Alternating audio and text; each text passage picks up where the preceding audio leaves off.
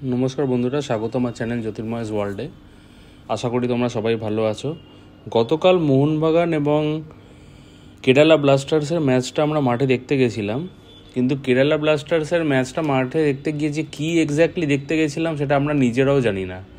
মোহনবাগানের প্লেয়িং 11 মাঠে দাঁড়িয়ে কি করছিল, অজস্র মিস পাস, কোনো বলের ওপর কোনো কন্ট্রোল নেই। ডিফেন্সে আশিস রায় এবং হেক্টর ডিউটসকে তো প্রথম 25 মিনিট আমরা দেখতেই পেলাম না, অথচ তারা প্লেয়িং 11-এ ছিল, কোনো ইনভলভমেন্ট নেই।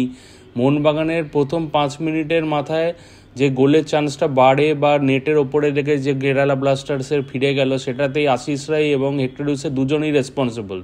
দুজনে দাঁড়িয়ে থাকলো এবং কোনো বল ফলো করা নেই, কোনো ম্যান মার্কিং নেই। মাঝখান দিয়ে বলটা ফাঁকায় পেয়ে ওদের স্ট্রাইকাররা গোলের দিকে বলটা ভাসালো এবং গোলের নেটে, আপার নেটে লেগে বলটা বেরিয়ে গেল। তখনই আমরা বুঝলাম যে হ্যাঁ, মোহনবাগানের আজকে এই টিমের এগেনস্টে খেলার ক্ষেত্রে কিন্তু গোল খাওয়াটা যা সময়ের অপেক্ষা।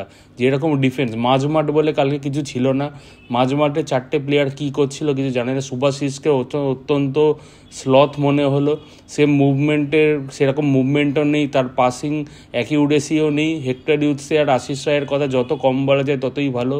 অজস্র ব্যাক পাস, কোনো ফরওয়ার্ড মানে ফরওয়ার্ড বা মিডফিল্ডকে লক্ষ্য করে যে পাসটাকে করা বা মিডফিল্ড লাইনে যে কাকে ব্লক করা যাতে তারা ডিফেন্সকে না এগিয়ে আসে, মানে মিডফিল্ড বলে কালকে ম্যাচে কিছু ছিলই না মোহনবাগানে।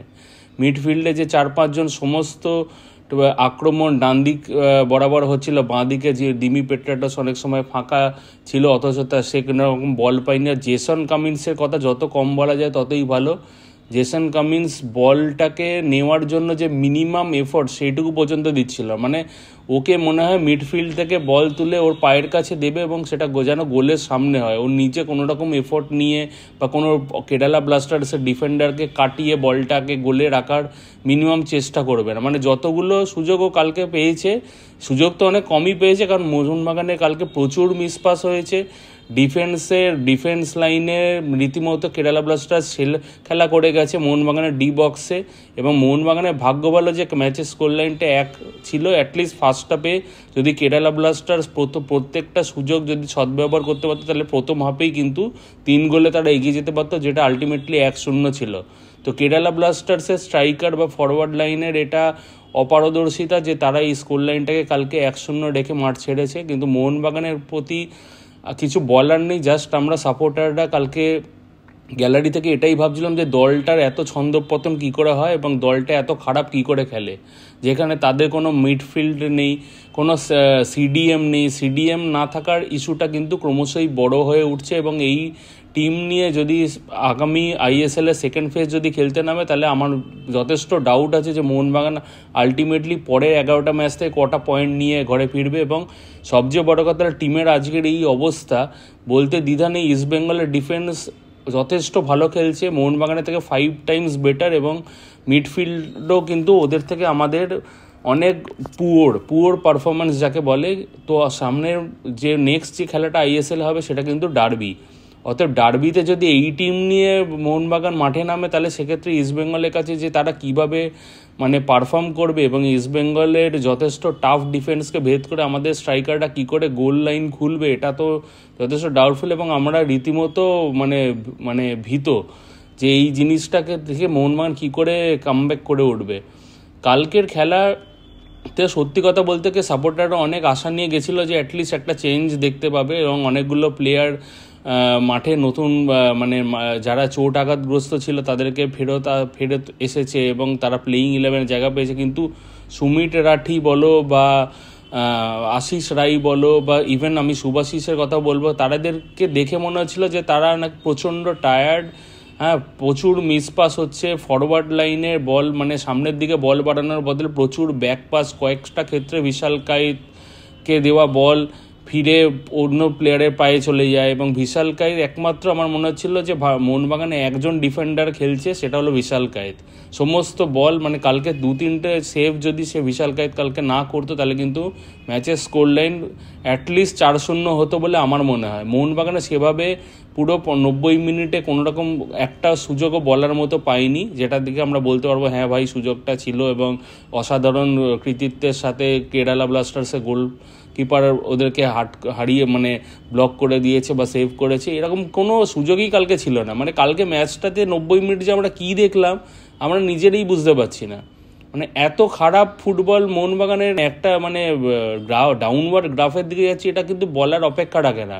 কালকে মাঠে প্রত্যেকটা প্লেয়ার কিন্তু নিজের 100% কি নিজের 50% দেয়নি। যেটুকু খেলেছে সেটা হলো ডিমি পেট্রাটসের একটু মুভমেন্ট দেখা গেছে, কিয়ান নাসিরি অসাধারণ চেষ্টা করেছে নো ডাউট, কখনো তাকে ডিফেন্স সামলাতে দেখা গেছে, কখনো মাঝমাঠ, কখনো স্ট্রাইকিং। কিন্তু কিয়ান নাসিরির প্রবলেমটা এটা হলো যে ওর কিন্তু বলটার ফাইনাল থার্ডে গিয়ে কিন্তু বল বাড়ানোর ক্ষেত্রে কিন্তু ওর প্রচুর মিসপাস হচ্ছে এবং শট নেওয়ার ক্যাপাবিলিটিও নেই। পিডি ফুটবল খেলে এবং মাঠের প্রত্যেকটা প্রান্তে ওর প্রেজেন্স বোঝা যায়, কিন্তু আলটিমেটলি ফিনিশিংটা হচ্ছে না ওর। তো মোদ্দা কথা এই হলো যে সামনে সুপার কাপে দলে যে প্লেইং 11 যারা বেঁচে থাকলো তাদেরকে নিয়ে একটা এক্সপেরিমেন্ট হবে, কিন্তু ভালো কিছু রেজাল্টের জন্য এক্সপেকটেশন রেখো না, কারণ মোহনবাগানের মাঝমাঠ এবং ডিফেন্সকে শক্তপোক্ত না করলে প্রত্যেকটা টিম ইভেন পাঞ্জাব এফসিও এসে গোল করে দিয়ে বেরিয়ে যাবে।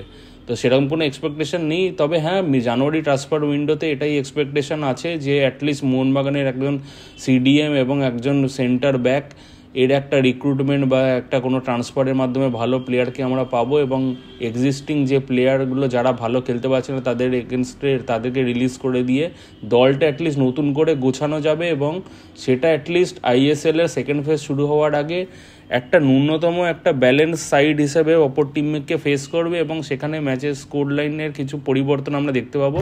তো আপাতত হারের হ্যাট্রিক হলো, এবং এই টিম আর এই টিমের এগেনস্টে সমস্ত দলই কিন্তু গোল করে দিয়ে যাবে, এবং প্রত্যেকটা ম্যাচে যেটা বোঝা যাচ্ছে যে প্রথম 15 মিনিটের মধ্যেই মোহনবাগান কিন্তু গোলটা খেয়ে ফেলছে। এর ন্যূনতম কারণ হলো যে মোহনবাগানের দুর্বল মাঝমাঠ এবং না বলা, মানে বলার মতো নয় এরকম একজন ডিফেন্সিভ লাইন। মোহনবাগানের ডিফেন্স যত এত খারাপ, সেখানে কি করে কোচ 3 ডিফেন্স নিয়ে মাঠে নামাতে দলকে বাধ্য করে সেটা আমার মাথায় ঢোকে না। অ্যাটলিস্ট 4-4-2 অনেক বেটার ছিল, কিন্তু গতকাল আমরা দেখলাম 3-5-2-তে খেলছে, এবং কেরালা উপরে উঠছে। যখন কেরালা ব্লাস্টার্সের প্লেয়াররা যখন মানে মোহনবাগান বক্সের দিকে আক্রমণ করছে, তখন মিডফিল্ডটাকে ওরা ইজিলি ক্রস করে কিন্তু মোহনবাগানের একদম ডি বক্সের বাইরে চলে আসছে। কোনো রকম লাইন অফ ডিফেন্স আমরা দেখতে পেলাম না, কেউ বল ফলো করছে না, কেউ ম্যান মার্কিং করছে না। তো ওভারঅল খুবই খারাপ পরিস্থিতি মোহনবাগানের, এবং দলের পুনর্গঠন নিয়ে ম্যানেজমেন্টকে ইমিডিয়েটলি ভাবা উচিত। আমি জানি না কি হবে, নিশ্চয়ই ম্যানেজমেন্ট ভাবছে। তো আজকের ভিডিও এই অবধি।